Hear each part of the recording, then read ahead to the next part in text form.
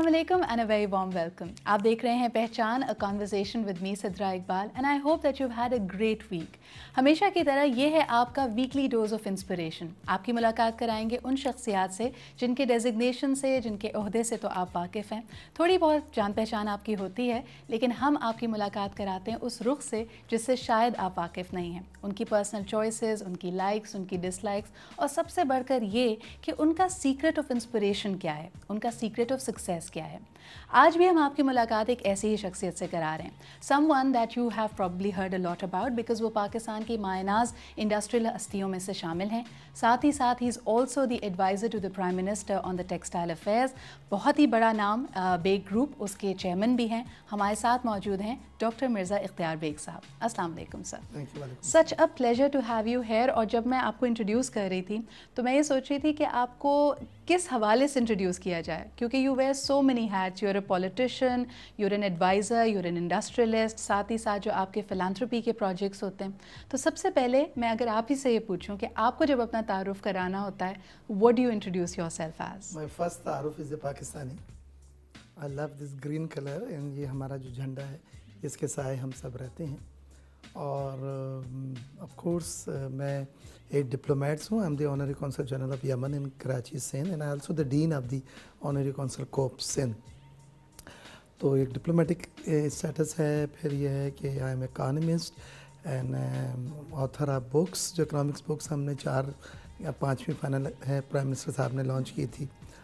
और उसके बाद बट बेग साहब यहीं पे तो कॉन्फ्लिक्ट आ जाता है, बिकॉज अगर आप कहें कि आप एक डिप्लोमेट हैं, डिप्लोमेट तो बात को बड़ा ढके छुपे अंदाज से कहते हैं, कभी ना नहीं कहते, और एक इकोनॉमिस्ट को या एक पॉलिटिशियन को हमेशा आंखों में आंखें डाल के सच बोलना पड़ता है. बहुत प्यारा आपने सवाल किया. लेकिन 2 तरह की डिप्लोमेसी आजकल है. एक तो वो डिप्लोमेट्स जो 2 ममालिक के बीच में डिप्लोमेसी करते हैं, और एक कॉमर्स डिप्लोमेट्स हैं या इकनॉमिक डिप्लोमेट्स हैं जो 2 ममालिक के बीच में ट्रेड को और इन्वेस्टमेंट को बढ़ाने की बात करते हैं. उनका काम जो होता है to increase the bilateral trade investment between the 2 country. मेरा जो मेन स्कोप ऑफ वर्क है या जो जिम्मेदारी है वो ये है कि जिस मुल्क की मैं नुमाइंदगी कर रहा हूँ उसका पाकिस्तान के साथ ट्रेड बढ़ाऊँ, उसका और पाकिस्तान में इन्वेस्टमेंट्स बढ़ाया जाए और उनके ताल्लुकात को बेहतर बनाया गया. लेकिन बेग साहब ऐसी सूरत हाल में क्या होता है कि जब अगर आप किसी बहुत ही इंपॉर्टेंट फोरम पे पाकिस्तान की नुमाइंदगी कर रहे हैं, जहाँ पे इंटरनेशनल ट्रेडर्स भी हैं, बड़े बड़े इकोनॉमिक जायंट्स हैं, मीडिया मौजूद है, और खुदा न खास्ता कोई ऐसी चीज़ हो जाए इंटरनली हमारे यहाँ जो शहसुर्खी बनती है और नेगेटिव न्यूज़ की वजह से हमें बैक फुटिंग पे ले जाती है, how do you defend case Pakistan then? लेकिन पहली चीज़ तो यह है कि पाकिस्तान को वी शुड नॉट अंडरमाइन. हमारे साथ प्रॉब्लम है कि when we start the inning हम पहले ही अंडरमाइन करके डिफेंसिव हो के पाकिस्तान के बारे में बात करते हैं. ये मैं समझता हूँ is a wrong strategy. To me Pakistan is a majestic Pakistan. Pakistan एक वो मुल्क है जो 18 करोड़ आवाम का वाइब्रेंट, जिसमें 60% यूथ आप जैसे हैं, those are fully charge. Dynamite हैं जिनको अगर आप प्रॉपर चैनल से यूज़ करें you can turn around the destiny of this nation. ये वो मुल्क है which is the second largest exporter of yarn, second largest producer of salt, second largest producer of चना humus, third largest producer of fabric, fourth largest producer of cotton in the world, fifth largest producer of milk. इस तरह cement है, कीनो है, mango है, 7th largest producer. तो हम दुनिया में एक रैंकिंग रखते हैं. The only Muslim nuclear state Pakistan को अल्लाह ताला ने इतना ब्लेस किया है कि हम दुश्मन की आंखों में आंखें डाल के बात कर सकते हैं, बल्कि ज़रूरत नहीं कि दुश्मन को हमारी तरफ देखने की. हमारे यहाँ यूथ की जो ब्रिलियंट, आपने आरफा करीम को देखा था कि माइक्रोसॉफ्ट के साथ जो उनको रिकग्निशन वर्ल्ड ओवर मिली है, लेकिन अल्लाह ताला ने हमसे उनको छीन लिया. हमारे यहाँ अभी आपने शर्मीन उबैद चुनाई को देखा है कि जो उसने Oscar award the only women वो जो जीता. तो पाकिस्तान में हमारे यहाँ कैम्ब्रिज से जो 21 एज लेकर आने वाले नवाजिश भी यहाँ पर हैं. तो यही पाकिस्तान, यही हरे झंडे की बात कर रहे हैं ना. तो Y to so sad, Y so pessimist, Y so defensive? But bag साहब जैसे आपने जिक्र किया यहाँ पे न्यूक्लियर प्रोग्राम का, one of the fortunate things about Pakistan has been, और हम कई लोगों से जब इस बारे में बात करते हैं उन्होंने कहा कि किसी भी हुकूमत ने या किसी भी اسٹیک ہولڈر نے ہمارے گورننس میٹرز میں کبھی بھی ہمارے نیوکلیئر پروگرام کو ڈیریل نہیں ہونے دیا. انفارچونیٹلی جب ہم اپنے اکنامک پالیسیز کی بات کرتے ہیں اس میں ہم نے کافی ایڈہاکزم دیکھی. اس میں کچھ پالیسیز بنتی تھیں, اس پہ عمل ہوا نہیں ہوا, ان کو ریوائنڈ کر دیا گیا, ریورس کر دیا گیا. So all these things have made us a little ad hoc in our approach. آپ نے بات بہت اچھی کی کہ ہم بہت سارے پروڈکٹس میں, بہت ساری کراپس میں ورلڈ پروڈیوسر رینکنگ میں آتے ہیں, لیکن how do we translate that into market access, جس پہ آپ لوگ بھی کام کر رہے ہیں. اور مجھے پتا ہے کہ ابھی یورپین یونین سے ایک بہت اچھا معاہدہ ہوا ہے, اس کے بارے میں کچھ ہمیں بتائیے. پہلی چیز تو یہ ہے کہ یہ بالکل صحیح ہے, consistent policy is the essence. وہ تو مسٹ ہے کسی بھی اکنامک ترقی کے لیے, گروتھ کے لیے. اور وہ ہمارے یہاں کیونکہ بار بار جمہوریت کو ڈیریل کر دیا جاتا ہے, نئے ڈکٹیٹرز آتے ہیں, ادارے تباہ کر دیے جاتے ہیں, شخصیات سامنے آتی ہیں, انسٹیٹیوشن بیک ڈراپ میں چلے جاتے ہیں, اور اس سے بہت نقصان پہنچا ہے ہماری پالیسی. ایون پولیٹیکل پارٹیز نے بھی, ویسے ہماری آئی پی پی کی پالیسی ورلڈ بیسٹ تھی جو بینظیر صاحبہ نے انٹروڈیوس کرائی تھی, اور 20,000 میگا واٹ کے اس وقت ہمارے پاس ایگریمنٹ سائن کیے ہوئے تھے جس کو وہ امپلیمنٹ کرنا چاہتے تھے. لیکن اس کے بعد والی گورنمنٹ آئی, انہوں نے اسکریپ کر دیا کہ اٹ از آل گاربیج, اور پھر وہ زیرو سے اسٹارٹ کیا. تو یہ ایک بہت بڑا المیہ رہا ہے. I agree with you.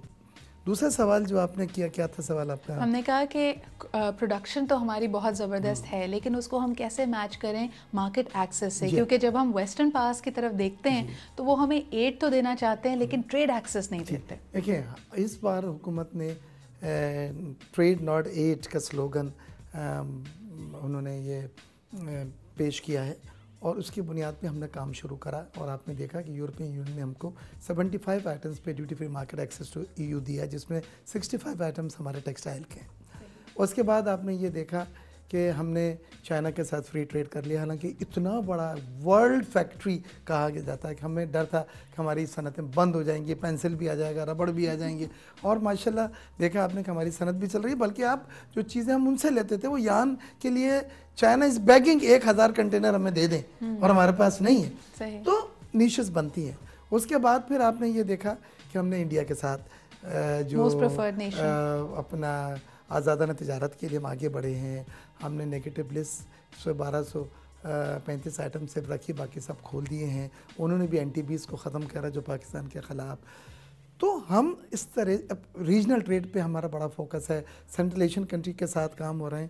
آج ہی صدر پاکستان دوشنبے گئے, مجھے جانا تھا لیکن پولینڈ کے ایمبیسڈر آ رہے ہیں 27 کو, میں نے ریسیپشن رکھا ہے تو میں نہیں جا سکا.